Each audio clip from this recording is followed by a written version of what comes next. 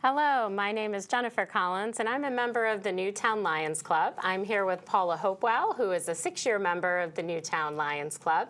And in keeping with the upcoming President's Day holiday, we have Paula Hopewell here to give us some information about the life and accomplishments of President Abraham Lincoln. So Paula, before we get started, why don't you tell us a little bit about your background and how you came to study Abraham Lincoln? Sure, Jennifer. First of all, I was born in Covington, Kentucky, which is right across the Ohio River from Cincinnati. I grew up in a little suburb called Villa Hills, and I spent 30 of my first 32 years in the northern Kentucky area. I do have a bachelor's degree in math, and I've got an MBA. I did marketing research for about 9 years. But eventually we moved around the country, and we ended up in Brookfield, Connecticut in 1997. Nice. Wonderful. Well, so I know Abraham Lincoln was our 16th president, but why don't you tell us why you believe Abraham Lincoln has been our greatest president? Okay. I was thinking about this the other day, Jennifer, getting ready for this talk, and I've never really thought of his life in these terms before, but I think it was kind of a miracle. At the very least, it was an extremely unlikely trajectory of his life. He had the most humble origins. His birthplace in this dirt-floored log cabin in Hodgenville, Kentucky, more or less a self-educated man. He had just about 1 year of formal schooling, if you even want to call it that. I think to most people he embodies our American ideal that you can make anything of yourself. I myself have visited the birthplace in Hodgenville 3 times in my life. And when the Lincoln family, when Abraham Lincoln was 7 years old, the family crossed the Ohio River into the brand new state of Indiana. And they stayed there until he was 21 years old. And I've also had the chance to be there twice. So I really love to immerse myself in the atmosphere of a place like that. And I just really find it amazing that a child with that kind of a background was able to grow up, become an attorney, and then eventually make his way to the White House. He somehow honed the extreme skill and leadership that it took to reunite the states after the Confederacy was formed. He was a shrewd and wily politician. And if you saw the movie Lincoln by Steven Spielberg, you would have seen some of that. He could read public sentiment very well, and he knew how to kind of take the public's temperature before he did certain things. For example, the Emancipation Proclamation, he was very, very careful not to issue that until he thought he could sell it, really. He endured the agony of the war, and that will show on the portrait I want to put up in just a little bit. Now, Lincoln obviously did not live long enough to know the kind of esteem that he would acquire as time has gone on. There are now something like 16,000 books written about Lincoln. I could go on and on about museum exhibits, schools named after him, streets, blah, blah, blah, blah, blah. Once you're on to Lincoln, you see him everywhere. But he didn't know all that, but still, he was in the White House. He's rubbing shoulders with very influential, famous people, but he still remained humble. He did not become puffed up and arrogant. Next slide, please. I love this portrait. I call Abraham Lincoln a man of compassion. This portrait was taken by Alexander Gardner, who was one of Matthew Brady's photographers. and it was taken on February 5th of 1865. So at that point in time, Lincoln had been reelected. The bulk of the war was behind him. He knew that, but it was not over yet, and he had not been inaugurated for the second time yet. You may remember that the Lincolns lost an 11-year-old son during their time in the White House, and I think all this tragedy and hardship shows in his face. I like the way he's posed, the way his hands, they look so thoughtful to me. And I found a quote from Walt Whitman, who had encountered Lincoln personally as he rode on the streets of Washington, D.C. And Whitman said that Lincoln's expression had a deep, latent sadness. And I don't think you could argue with that looking at that picture. Sure. I very much admire Lincoln's use of the language. He was definitely our most eloquent president. And if you visited the Lincoln Memorial in Washington, you would see his two most famous speeches engraved in that memorial, the Gettysburg Address on one side and the second inaugural address on the other. But there are so many more letters and quotes of Lincoln's that I never tire of reading. One of my favorites is a condolence letter that he wrote to Fannie McCullough. Her father had died, and I believe she was a family friend. In any event, Lincoln had lost his son Willie earlier that same year, and a quote that I like from that letter is, "In this sad world of ours, sorrow comes to all." He went on to assure her that she would not feel that initial grief. It would, in fact, fade out in due time. Another thing I admire about Lincoln is his indomitable willpower, his steely determination that democracy must prevail. And this was really the message from the Gettysburg Address. He showed his ambition to make something of himself at a very young age, and lo and behold, he finds himself in the White House with this horrible situation to manage.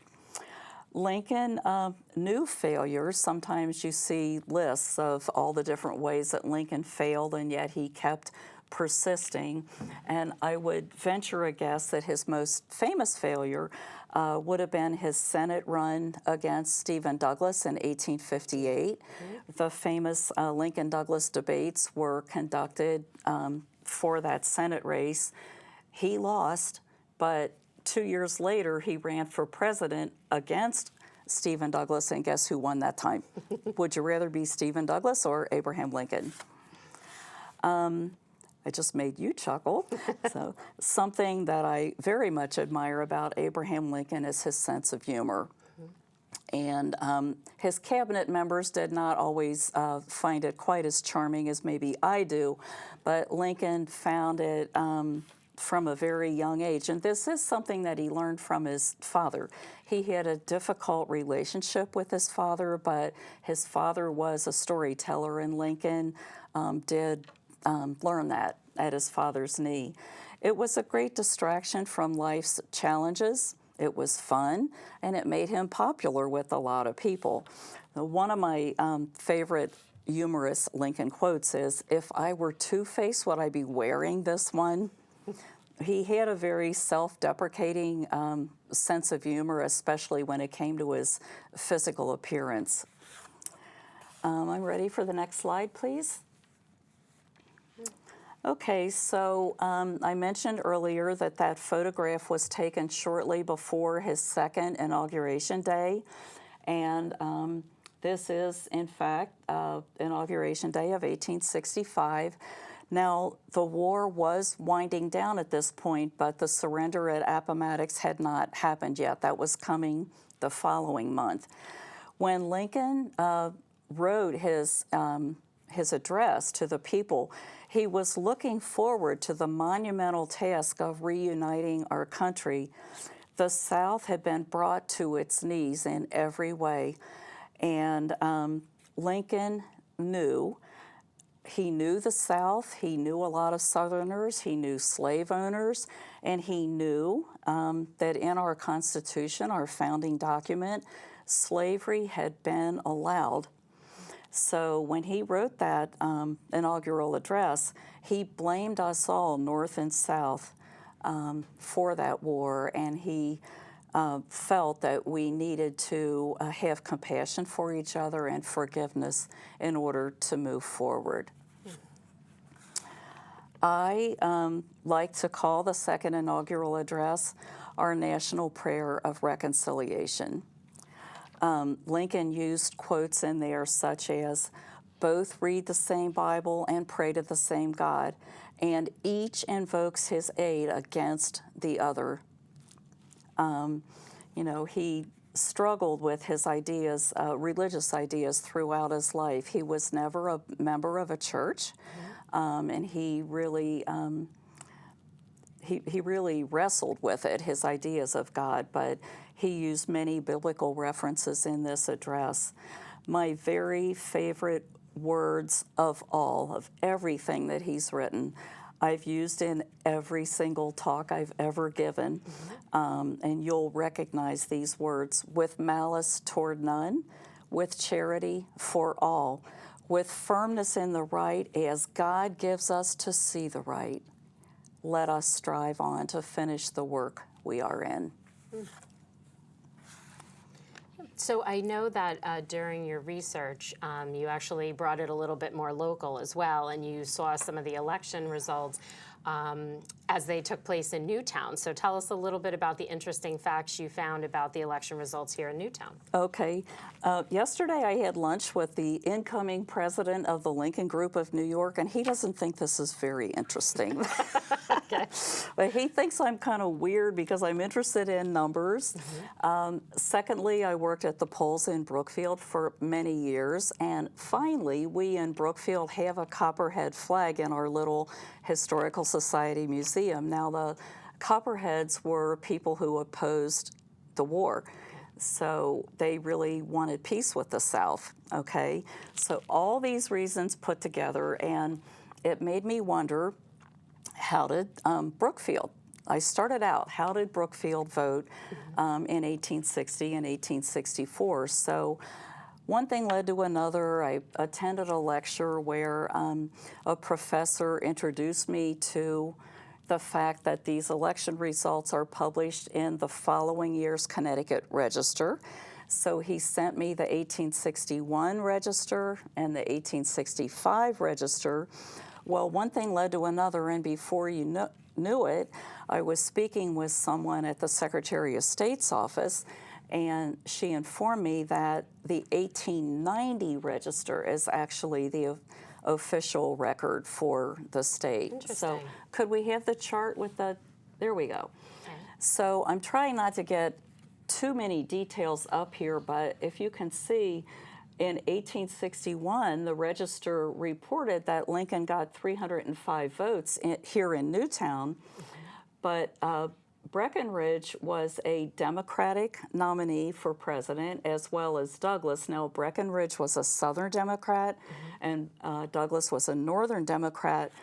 All the Democrats, however, were in favor of expanding slavery into the territories, okay?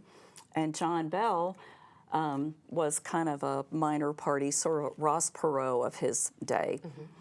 Anyway, when I looked at the 1861 Register initially, it showed Lincoln with 305 votes, 122 each for both of the Democrats and 126 for Bell. So I like to make the point that even here in the Northeast, in my Brookfield, as well as Newtown and a lot of other Connecticut towns, there were a lot of votes for Democrats who favored expanding slavery. But if you look on the right-hand column, by the time those results were reported in 1890, now I really am a little baffled what happened in those 30 years. The votes for the Democrats suddenly became a footnote in history. And John Bell's numbers went down from 126 to 4. So I know that what happened was there was something in 1860 that was called a fusion ticket. And what you would do is if you check that box, you're saying, I want anybody to be president except Abraham Lincoln. Oh. I don't want Lincoln.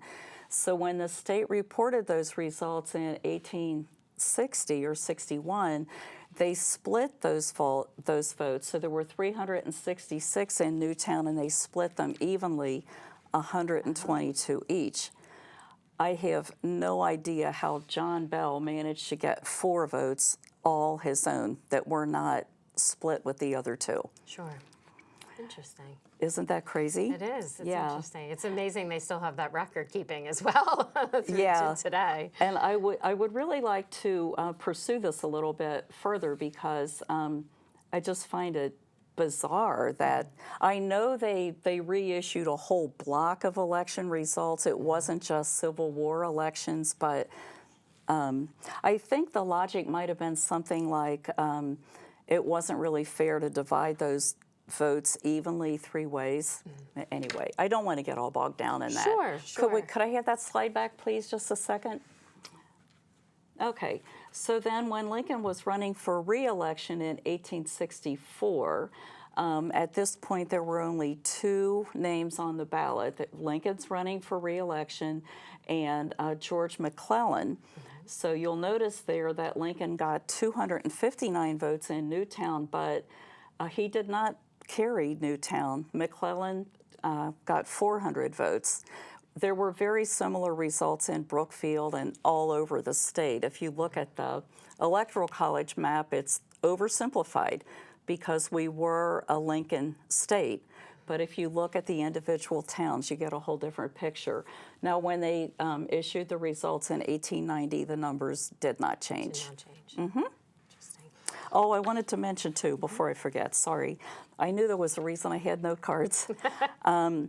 In 1861, there's a town called, is there still a New Hartford? Is there still a New Hartford? I don't know. In 1861, there were 430 votes reported.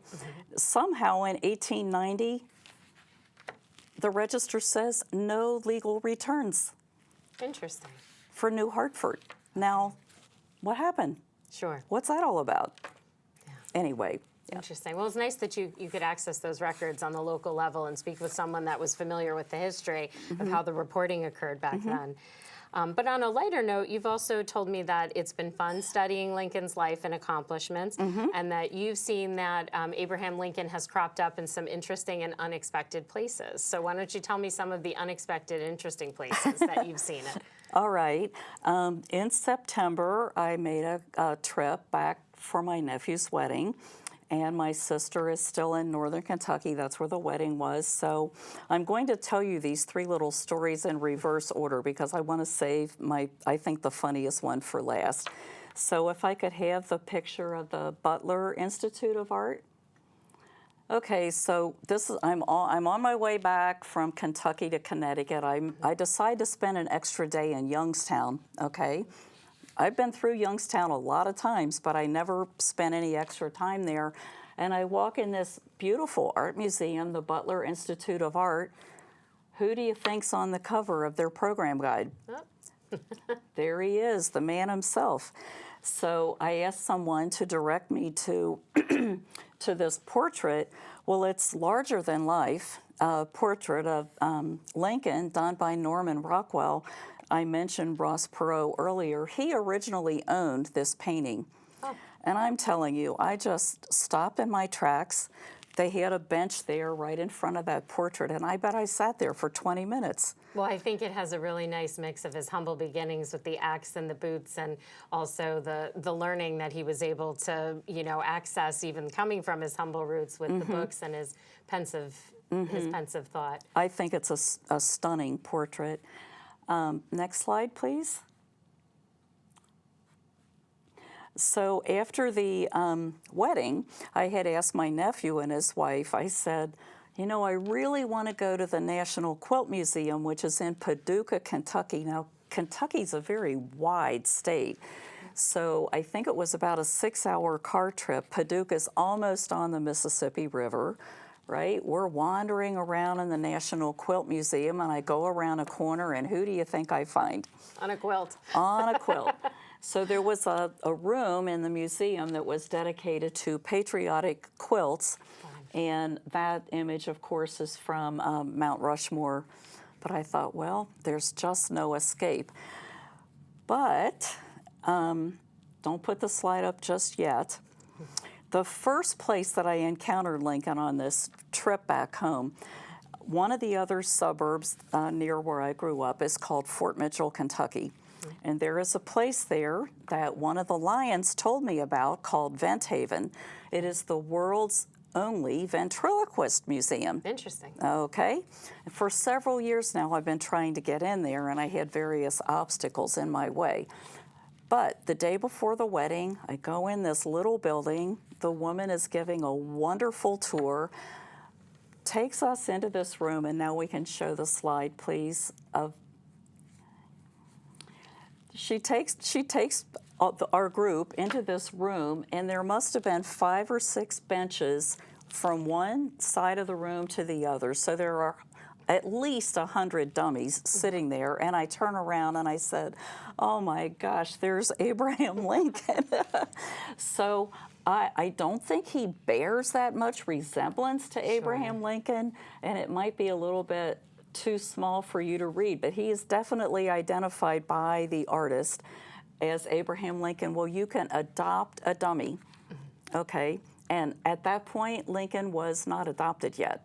And I didn't really think I had any choice in the matter but to adopt Abraham Lincoln. Nice. So I sent in my $50, and that little addition to the label on his suit there, that has my name on it. Oh, nice. Yeah, so. Made your mark on the unexpected place where you found him. As long as I keep sending in my annual donation of $50, I'm his adopted parent, yes. There you go. So similar to this, I know you've been giving these kinds of presentations with different facts about Lincoln and his life. And so when did you start giving these kinds of talks? And where are the different places that you might present this information? Okay, I gave my first talk in 2011. So what happened was Brookfield was participating in a whole series of events. The sesquicentennial of the Civil War, we were observing that between 2011 and 2015, okay? And Brookfield needed 2 events, and they asked me to be an event. Okay.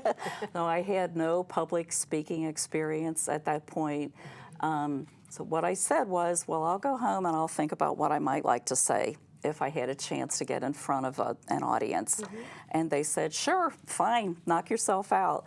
So, of course, I came back with an outline, and they said they wanted me to do it. And I've kind of been all over the state at this point. I think I've given my basic talk around 40 or 45 times. Wow. Now, some groups will ask me to amend it one way or the other.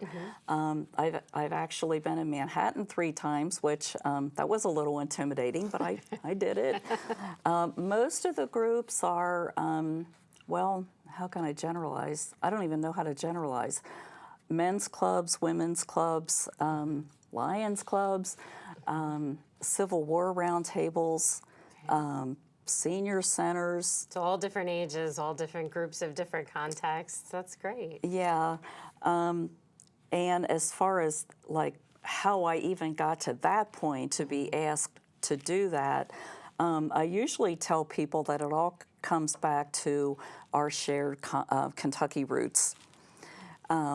Because as a child, I remember being in the 2nd or 3rd grade, and Kentucky never seceded from the Union, but it was a slave state. There were 4 states in total who had that honor, if you want to call it. It wasn't an honor. That was the wrong choice of words. But anyway, it was really embedded in my little brain. We would sing Dixie, and we would sing the Battle Hymn of the Republic, and then we'd sing My Old Kentucky Home. When I was about 12, I guess, One of my teachers actually read Uncle Tom's Cabin aloud to us every day. Can you imagine a Wow. group of 12-year-olds sitting there? But we knew that we were on the wrong side of the Ohio River when Eliza from the novel was trying to escape and get on the north side of the Ohio River. She was still a slave as long as she was still in Kentucky. So when the National Underground Railroad Museum was built, it was placed on the northern shore in Cincinnati of the Ohio River. Anyway, I have a quote from Lincoln. Apparently, a group of ministers once came to the White House and they were trying to convince Abraham Lincoln that he needed God on his side to win the war. And what he supposedly said was, "I hope to have God on my side, but I must have Kentucky." Wise words. And in keeping with the different speeches and events that you've attended, I understand the first time you attended the Lincoln Forum, you attended a lecture by a Lincoln presenter, Jim Getty, and that he told you two different stories that you really loved. So I'd ask, number one, just to explain what the Lincoln Forum is, and then also number two, to tell us about those two stories.